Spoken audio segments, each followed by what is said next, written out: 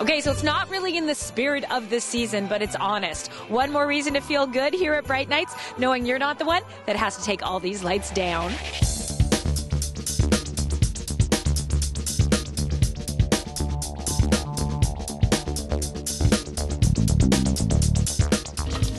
On today's show, find out why an artist's life is different in Whistler.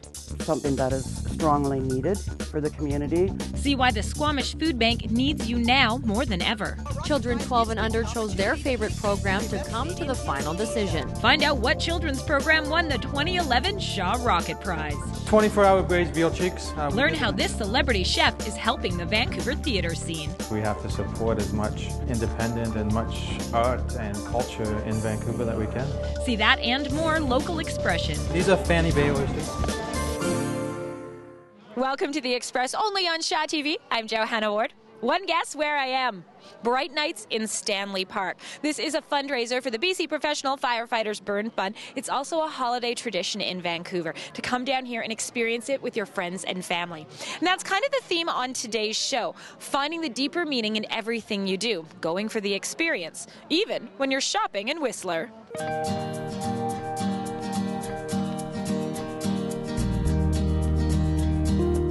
Everything here I've done myself, so I built my kilns, I built this gallery, my studio.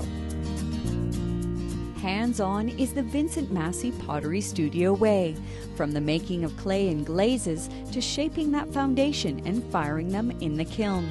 This is Vincent's equivalent to Christmas morning as he pulls out to examine what has come from a year-round effort in Whistler.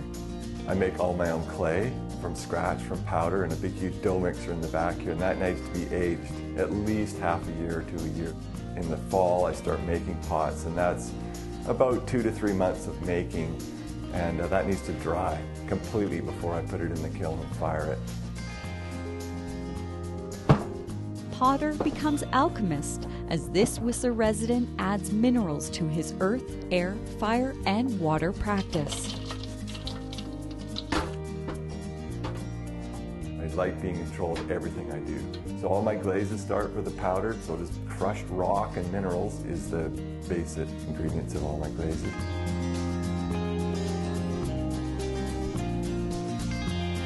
Double glazing is Vincent's artistic signature.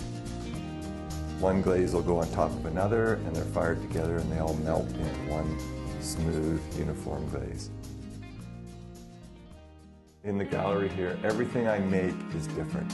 That's my training. I went to an English art school, and they not only taught us to be potters, but artists. In addition to pots and mugs, the Vincent Massey Pottery Gallery showcases the work of his wife Cheryl, who also weaves together natural elements. This is a handbag made out of Tule Rush, and I collected that Tule Rush from Alta Lake. It just gets a nice suppleness to it. The Hollyhock-trained weaver also harvests kelp from Vancouver Island beaches to create her functional art pieces. It's all 100% kelp, like this one here. It's all one piece. Like Vincent, Cheryl works seasonally as well. She learned 15 years ago that harvesting wet, heavy kelp in the fall wasn't a great idea. There's not enough sunshine to dry the kelp in October, so I had a lot of compost. The seasons dictate the different stages of the Massey's artwork.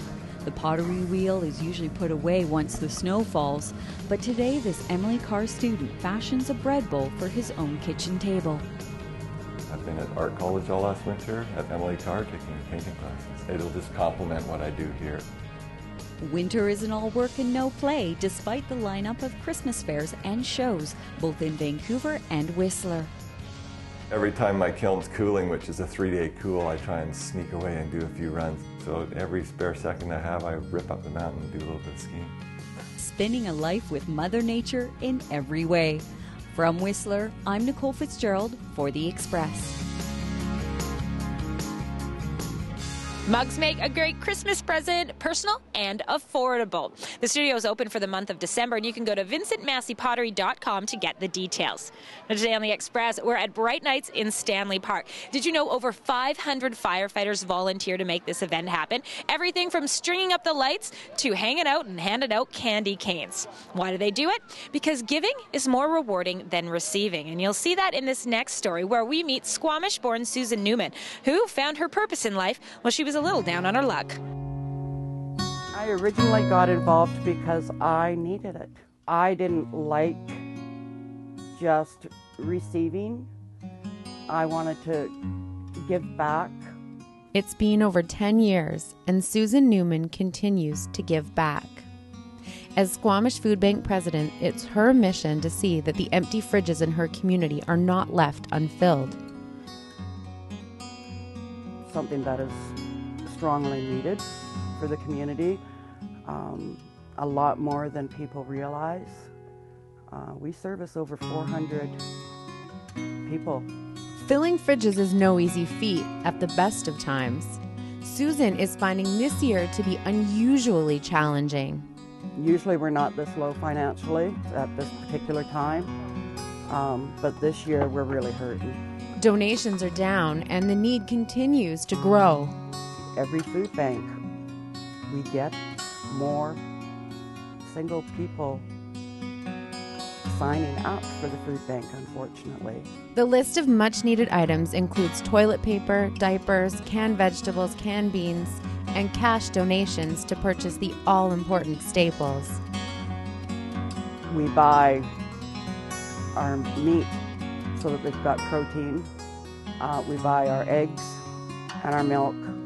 Along with the help of volunteers, Susan spends her time preparing for the food bank, which operates on the first and third Wednesday of every month.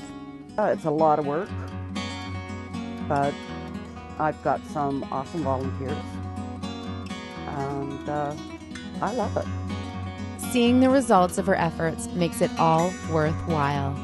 Seeing the gratitude on people's faces and just being able to give to them. Having been a recipient of the food bank herself, Susan understands the positive impact the service can have on one's life. It's there for people that are in a tough situation, and nobody should feel guilty about having to come to the food bank. From Squamish, I'm Jessica Turner for The Express. To volunteer, donate, or find out more about the Squamish Food Bank, you can send us an email, theexpress@shaw.ca, and we'll put you in touch with Susan. You are watching The Express, and we have more from Bright Nights in Stanley Park, and these stories coming up. 24-hour braised veal cheeks. We did them ahead of time. How a love of the arts and a love of the eats can be a winning recipe. We have to support as much art and culture in Vancouver that we can. An angel in training who comes down to earth to get his wings. Why Canadian television programming works when it's winging it. You're watching local TV on The Express.